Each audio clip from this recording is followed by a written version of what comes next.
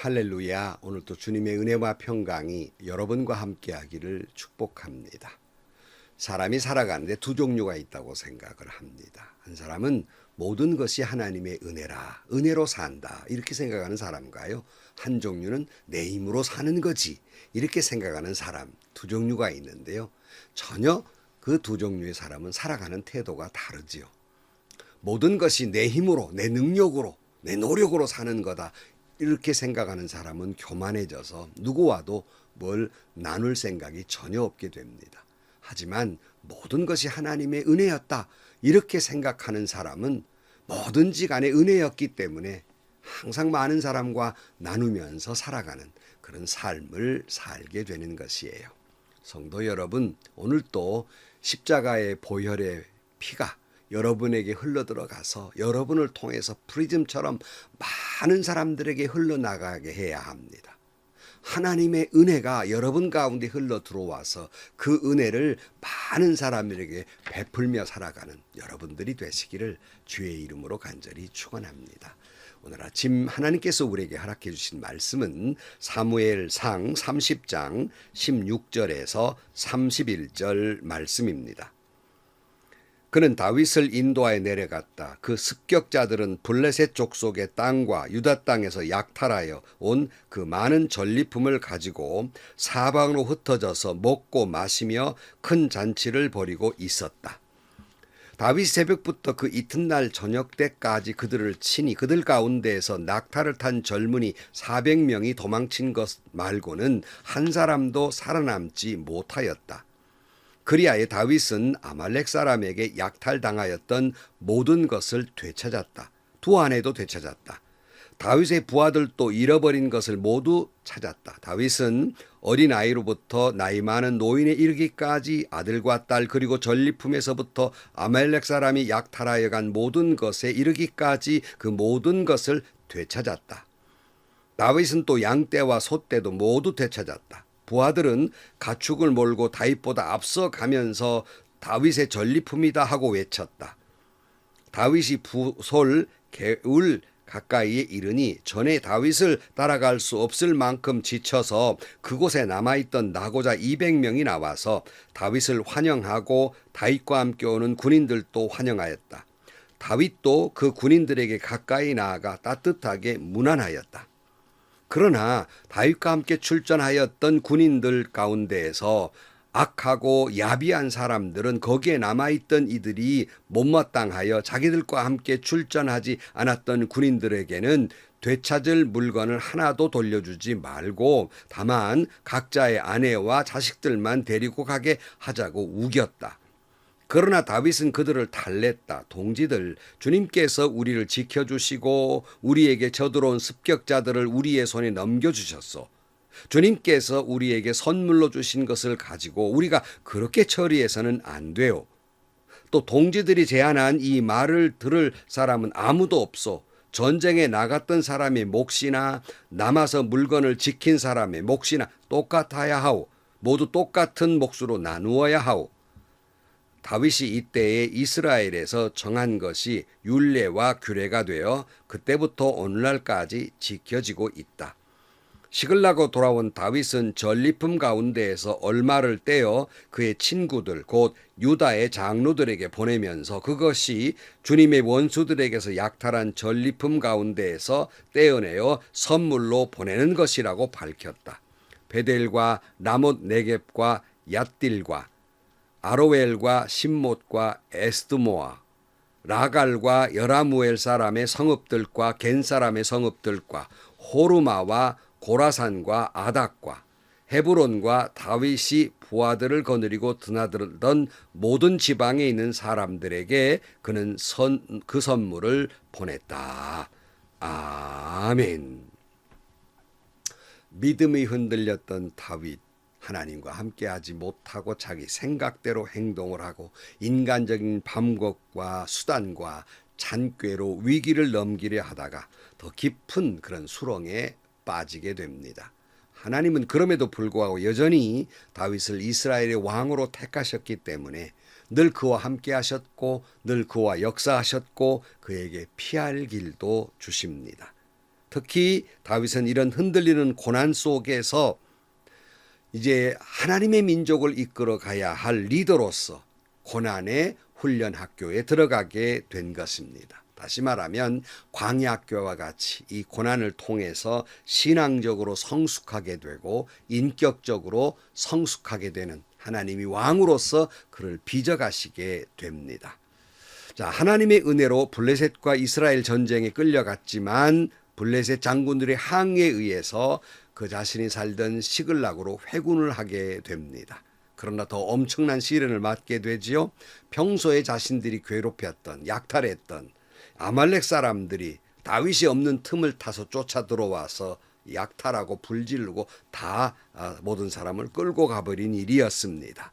엄청난 일 앞에 다윗의 부하들은 울다가 심지어는 원망해서 다윗을 죽이려까지 하지요. 이때 다윗이 정신이 번쩍 들어서 그동안 자기의 생각대로 해왔던 그가 하나님을 찾습니다. 그래서 이 고난도 은총이라는 말씀을 하는 겁니다. 하나님을 찾고 믿음을 가지고 묻습니다. 추격할까요 말까요? 하나님께서 추격하라고 말씀하시자 뒤를 쫓아가서 그들의 가족과 모든 물건을 되찾게 됩니다. 하나도 남김없이 되찾았다 그랬어요. 하나님이 완벽하게 회복시켜 주신 것입니다. 17절 말씀, 다윗이 새벽부터 그 이튿날 저녁까지 그들을 치니 그들 가운데에서 낙타를 탄 젊은이 400명이 도망친 것 말고는 한 사람도 살아남지 못하였다. 이리하여 다윗은 아말렉 사람에게 약탈당했던 모든 것을 되찾았다. 두 아내도 되찾았다. 다윗의 부하들도 잃어버린 것을 모두 찾았다. 다윗은 어린아이로부터 나이 많은 노인에 이르기까지 아들과 딸 그리고 전리품에서부터 아말렉 사람이 약탈하여 간 모든 것에 이르기까지 그 모든 것을 되찾았다. 모든 것을 완벽하게 회복시켜 주었다는 말씀이죠.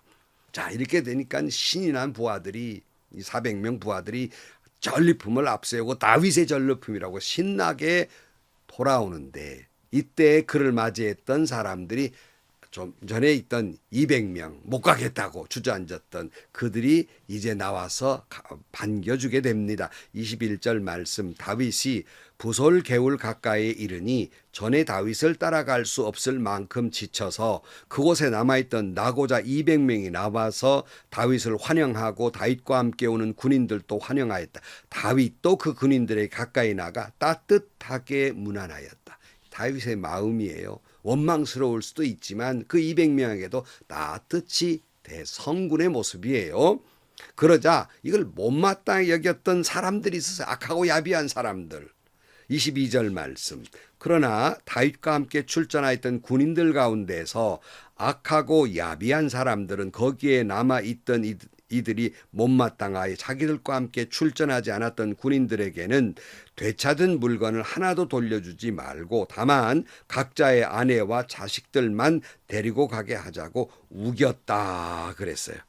어찌 보면 이치적으로 보면 맞는 말일 수도 있어요. 자기들은 목숨을 걸고 싸웠으니까 당연히 전리품 가운데 많이 자기들이 가져가는 것이 마땅하고 합리적인 생각일 수 있었고 뭐 거기에 숟가락 얹는 200명 못마땅하게 여길 수 있어요. 인간적인 감정은 그럴 수 있다고 생각을 합니다. 그래서 전리품 주지 말고 가족이나 돌려주자고 하는 그런 제의를 하게 되는 거예요. 다시 말씀, 사람이 그래요. 여러분, 사실 전쟁에 참여했던 이 400명도 어떤 사람들입니까? 가족들이 잡혀갔다는 소식을 듣고 다윗을 돌로 쳐 죽이자고 외쳤던 사람이 누굴까요? 오늘 이 말하는 사람들이 아닐까요? 그 악한 사람들이 아닐까요? 그런데 이제 전쟁이 이기고 나니까 그저 자기들은 다윗 편이고 저 사람들은 이런 전리품 받을 자격이 없다고 이야기하고 있는 거예요.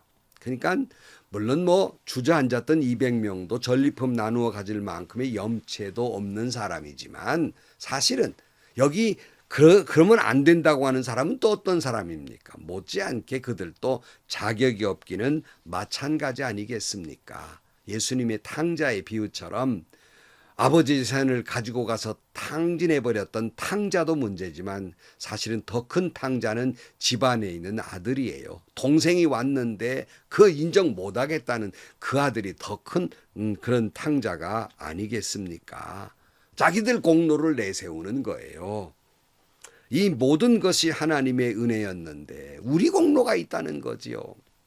그러자 하나님의 은혜를 깨달았던, 모든 것은 하나님의 은혜였다고 생각했던 다윗, 이렇게 말하죠. 23절. 그러나 다윗은 그들을 달랬다. 동지들, 주님께서 우리를 지켜주시고 우리에게 쳐들어온 습격자들을 우리의 손에 넘겨주셨어.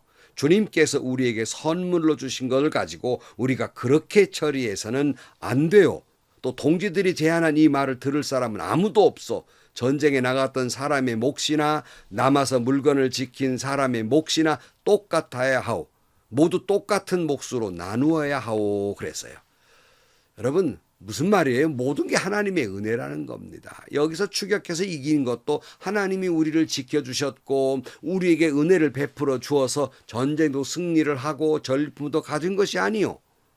당신들 무슨 목숨을 걸고 물론 싸운 것 인정하지만 그것 때문에 승리한 것이 아니라 다 하나님의 은혜로 이겼고 은혜로 전리품도 거두어 왔으니 우리 공로를 내세워서 그렇게 처리해서는 안 돼요. 이런 말이에요. 다 하나님 것인데 이런 의미를 가지고 있습니다.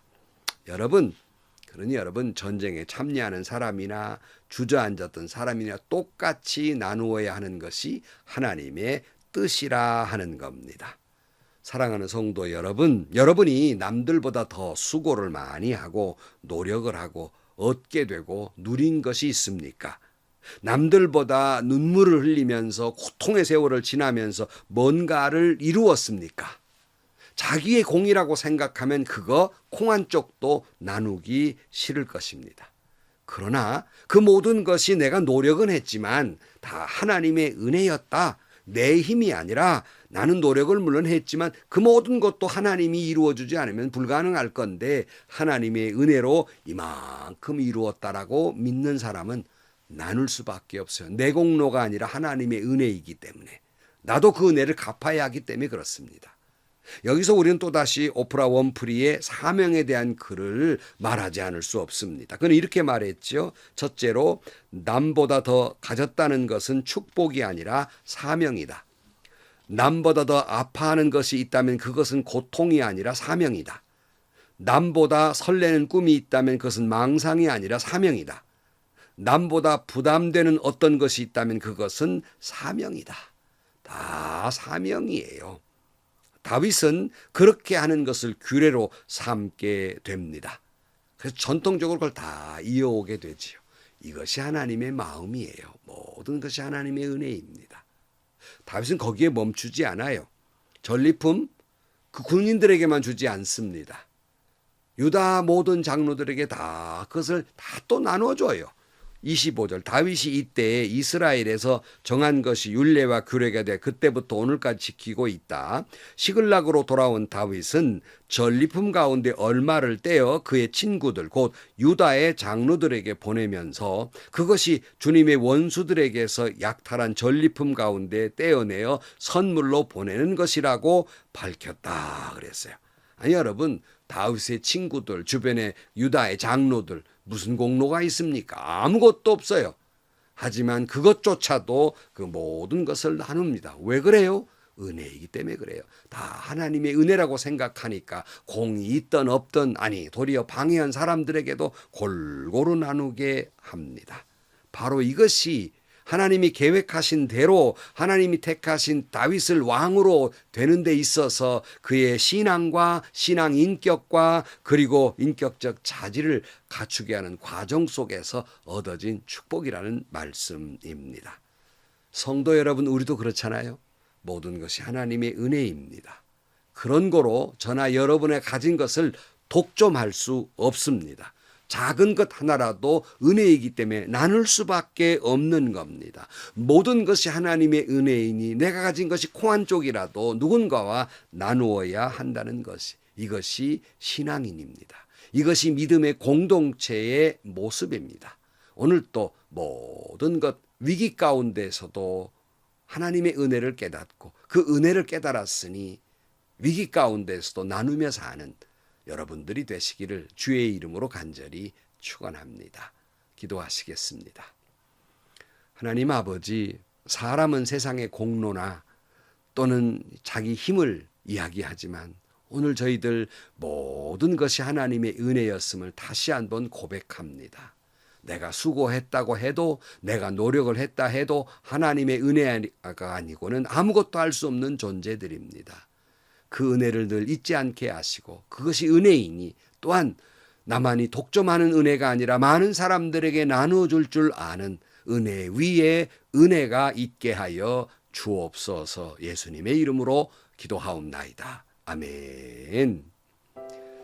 여러 번 말씀드렸습니다. 여러분이 가지고 있는 것 하나님이 주실 때는 여러분 혼자 독점해서 다 쓰라고 주시지 않았습니다.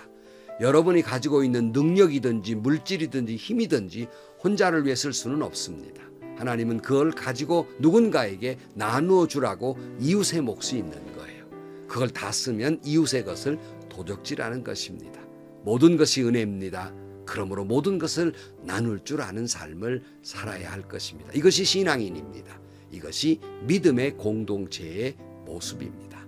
행복하시고요. 좋은 것이 가득한 하루가 되시기를 주의 이름으로 간절히 축원합니다.